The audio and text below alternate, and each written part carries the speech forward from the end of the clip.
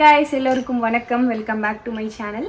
இன்னைக்கு வந்து ஏப்ரல் 20 அக்ஷய திருதியை ஷாப்பிங்காக நம்ம சரவணா எலைட் தான் போகிறோம். நகை கடையெல்லாம் வந்து 19th 20th 2 நாளும் அக்ஷய திருதியைன்னு சொல்லியிருக்காங்க. பட் கேலண்டரில் இன்றைக்கி தான் போட்டிருக்கு. ஸோ இன்றைக்கி தான் நம்ம போகிறோம். டைம் வந்து ஆல்மோஸ்ட் ஒரு 2:30 மணி ஆகுது. இதுக்கு மேலே தான் எங்கள் வீட்டில் இருந்தே கிளம்பணும். நாங்கள் வந்து என்ன பிளான் பண்ணியிருக்கோம்னு பார்த்தீங்கன்னா, போத்தி ஸ்வர்ண மஹாலில் லாஸ்ட் இயர் வந்து நாங்கள் இதை டிஜி கோல்டில் சேவ் பண்ணியிருந்த காயின் இது.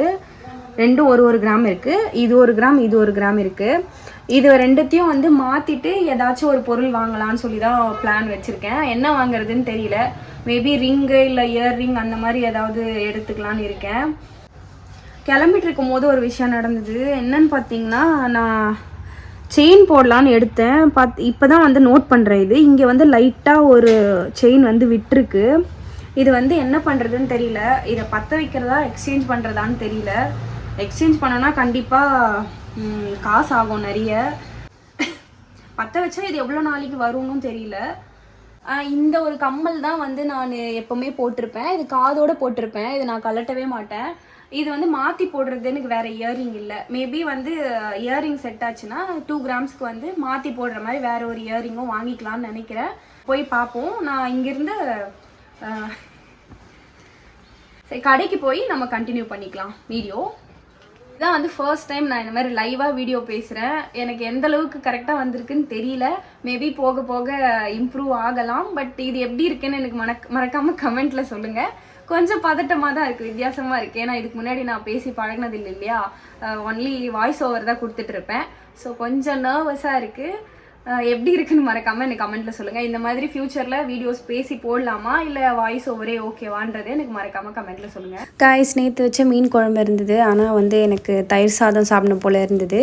நான் தயிர் சாதம் சாப்பிட்டுட்டு நம்ம கிளம்பிட்டோம். ஸோ காய்ஸ், நம்ம கடைக்கு வந்துட்டோம். எப்போவும் வர கடை தான் சரவணா எலைட் தாம்பரம் பிரான்ச். இதே ஷாப்போட மெயின் பிரான்ச் வந்து டி நகரில் இருக்குது. அங்கே இதை விட நிறைய கலெக்ஷன்ஸ் இருக்கும். இங்கேயும் நிறைய கலெக்ஷன்ஸ் தான் வச்சுருப்பாங்க. இது என் வீட்டு பக்கத்துலேயே இருக்குது அப்படிங்கிறதுனால நான் இங்கே தான் அடிக்கடி போவேன். இன்னொன்று வந்து எனக்கு வேஸ்டேஜும் இங்கே ரீசனபிளாக இருக்கும்.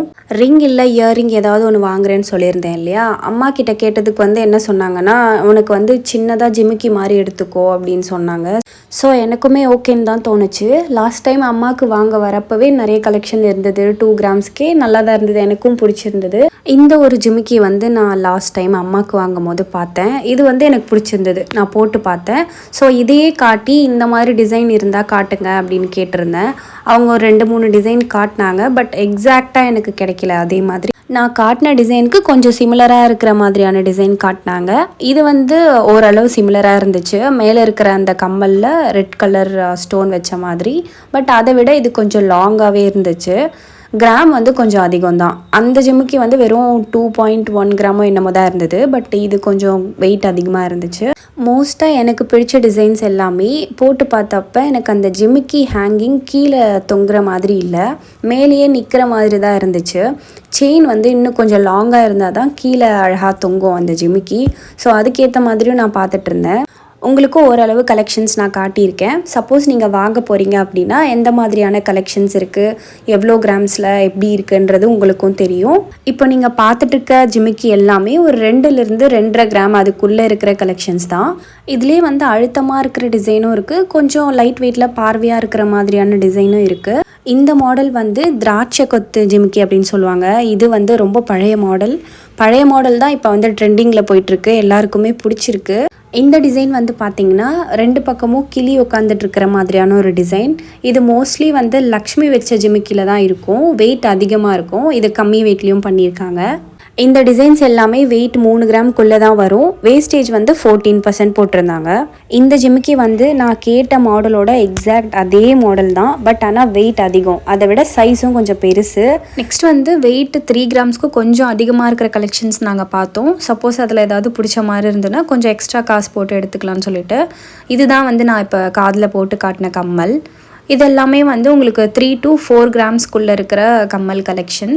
நீங்கள் பார்த்தீங்கன்னாவே தெரியும், 2 கிராம்ஸை விட இது கொஞ்சம் சைஸ் வந்து பெருசாக இருக்குது. இந்த கம்மலுமே எனக்கு ரொம்ப பிடிச்சிருந்தது. ஏன்னா இதோட ஹேங்கிங் வந்து நார்மலாக அந்த பால் மாதிரி இல்லாமல் 2 செயின் வந்து ஹேங்கிங்காக வந்திருந்தது சென்டரில்.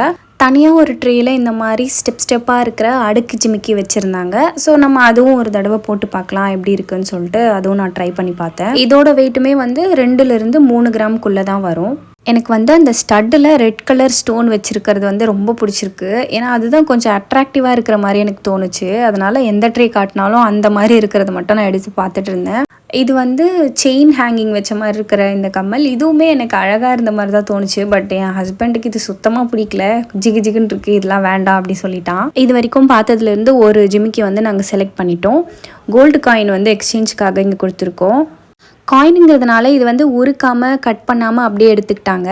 2 கிராம் வந்து எனக்கு 27,960 ரூபாய்க்கு போச்சு. நாங்கள் போன அன்னைக்கு கோல்டு ரேட் பார்த்திங்கன்னா 14,185 ரூபா. பட் சரவணா எலைட்டில் ஆஃபர் போட்டிருந்தாங்க.